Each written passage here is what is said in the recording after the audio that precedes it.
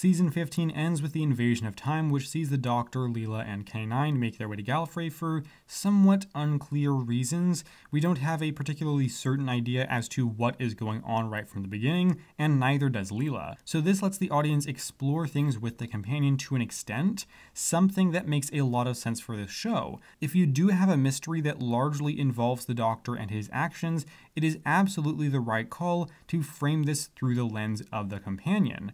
The unfortunate reality with this serial, however, is that not much is done with the mystery, and the story just kind of plays out, leaving you as an audience member uncertain about why the Doctor is doing the things he's doing until a good way into the story. And this would not be an issue if it was actually framed in a way that makes sense, but this story largely lets the Doctor and Leela go about their business, often separately, and doesn't devote much time to developing the mystery, having fun, or even doing much at all with it.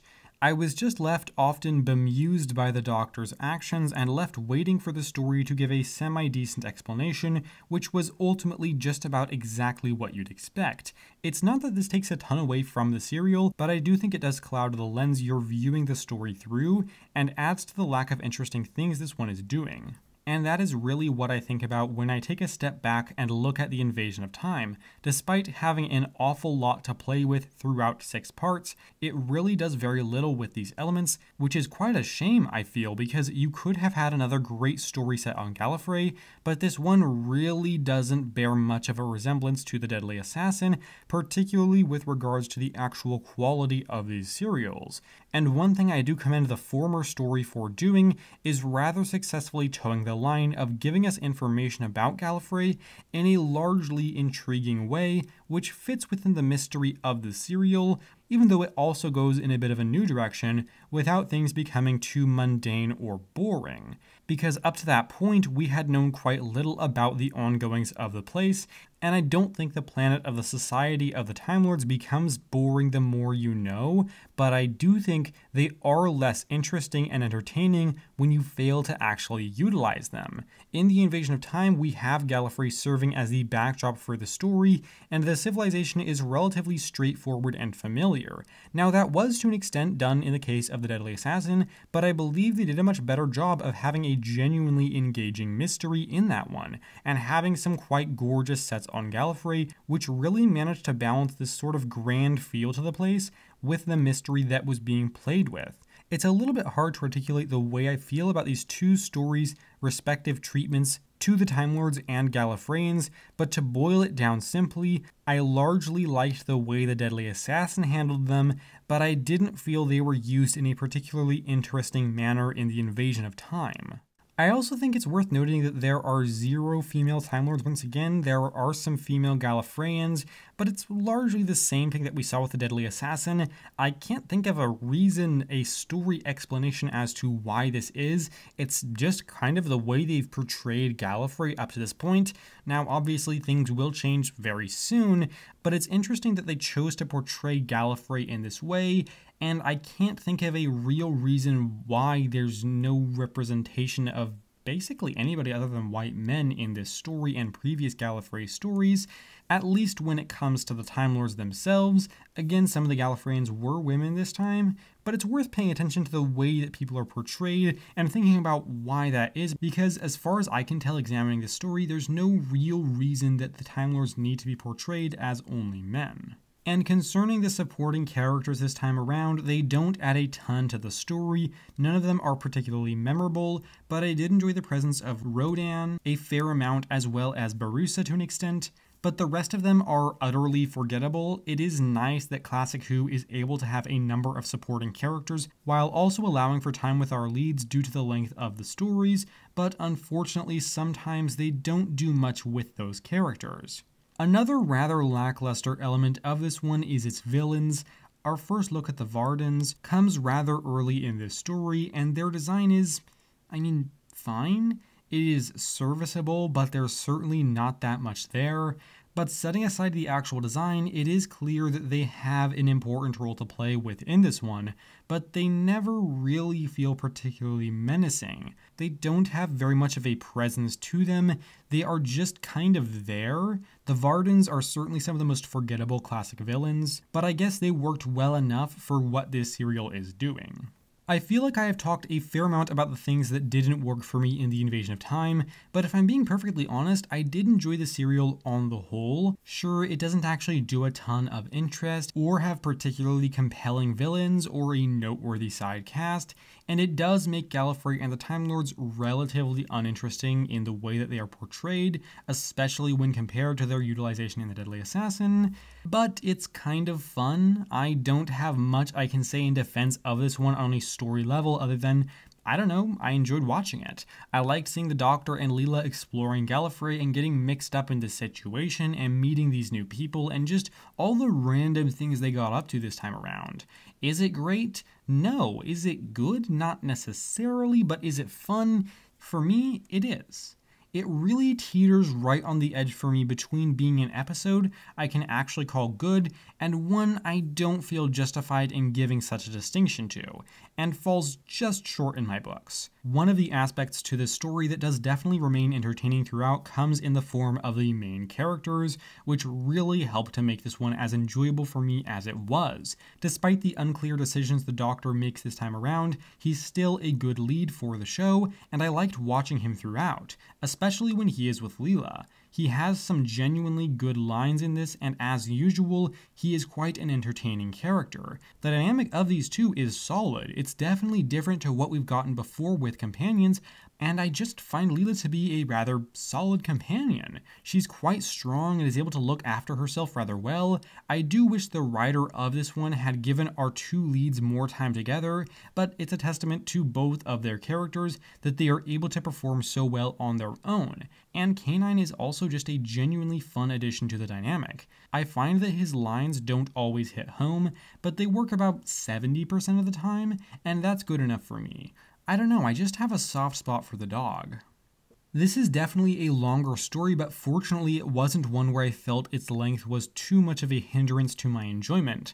I didn't start to get bored until around part 5, though I will say I didn't watch this one all at once, which may have been a factor, and even then I wasn't that bored, just briefly disinterested. I mean, this one could have easily been a 4-parter and been better for it. There are plenty of scenes where you can feel that runtime, and that go on for notably longer than they need to. The story definitely takes its time, but not necessarily in a good way.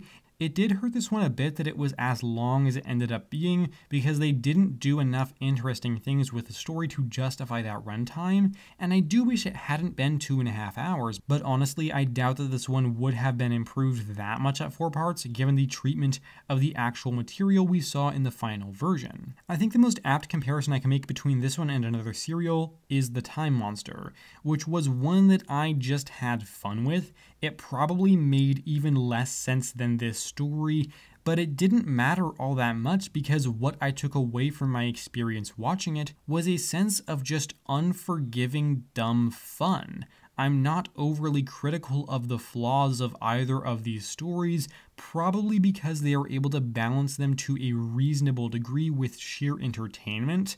Now, The Time Monster is probably more ridiculous than this serial, but I think it's also more fun as well. You're welcome to yell at me in the comments for not being critical enough of the bad aspects of The Invasion of Time, if that's something you want to do with your time, but I don't think that's the case. I think I'm weighing the pros and cons of this story in fair measure, and acknowledging that I came out of it having fun in spite of its negative qualities, and because of its positive ones. I wouldn't be surprised if in the future I re-watch this and find it to be weaker than I remember, but my first viewing was rather entertaining, and at the moment I consider this to be a decent and effective episode of the show. At this point in the review, I will have to move into some spoilers from this serial. There are some things that happened later on in The Invasion of Time that I want to get into, so if you haven't seen this one yet, please consider skipping to the time shown on the screen, and with that said, let's continue.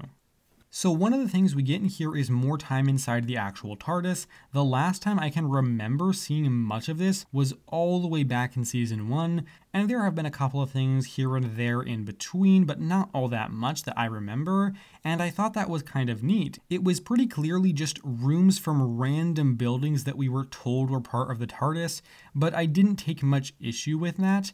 I just thought it was cool to see different parts of it. One of the things we saw really early was the Tardis swimming pool, or one of them, and that was really neat. Having grown up with the modern series of the show, I'm used to hearing about the swimming pool from Matt Smith's run as the Doctor, but to actually see it was pretty cool and an utter surprise to me. Perhaps I'm being biased, but that was just my genuine reaction to seeing it. There's also a part in episode 6, well, most of the episode, where the characters are trying to escape from the Sontarans inside the TARDIS, and that was pretty neat. It's a fun little idea to spend an episode on, exploring the TARDIS while on the run, so I like that. And there's a bit where they keep walking through the exact same area multiple times. There wasn't a ton done with this, but I thought it was just fun and entertaining to watch.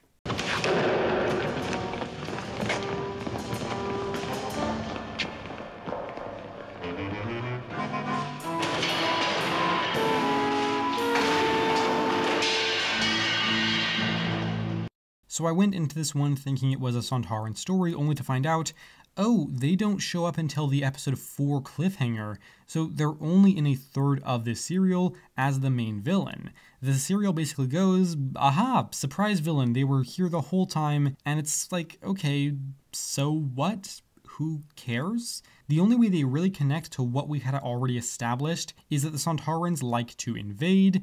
That's about it. And because the Vardans were kept as a bit of a background villain that weren't given too much focus, they really didn't end up being very good villains.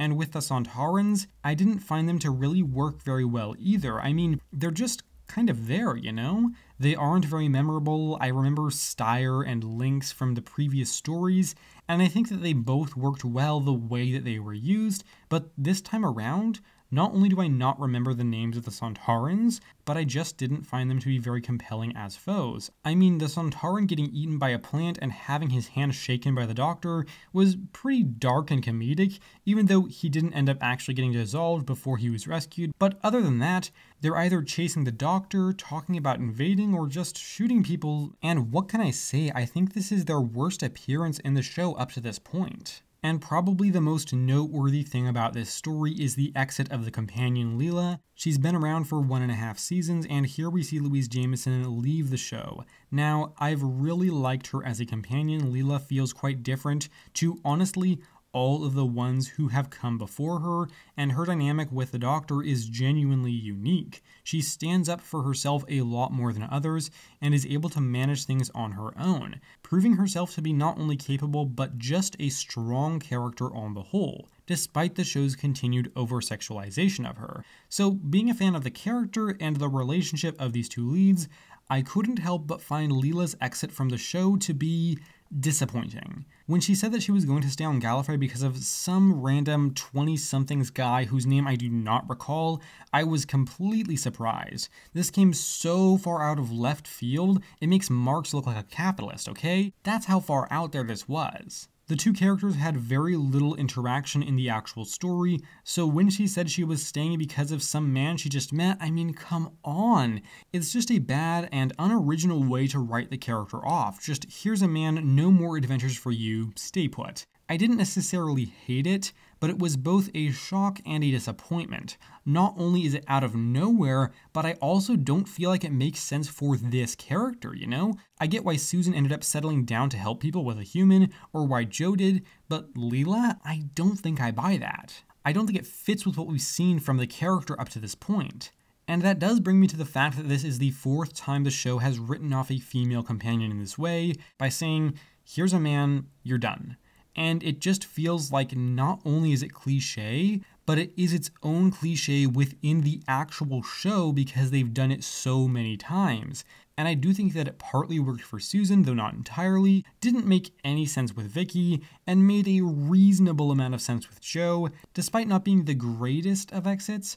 And here, this is probably the worst instance of this forced exit for a companion. It's as bad, if not worse, than what was done with Vicky, which is such a shame for Leela because I do quite like that character, and this exit just didn't do her any favors. However, I did like that K9 stayed with her. I thought that was a nice touch, because they have had such a nice dynamic throughout the season with their little moments, and it's nothing like her and the Doctor, but I've always liked them together, so I'm glad that she will spend some time with K9 when she's on Gallifrey. And this ties directly into the whole ending of this one because the story really throws a lot at you in quite a short amount of time. Leela says she's leaving, then she reveals the man, then the Doctor says goodbye, but he says it like this. I will miss you.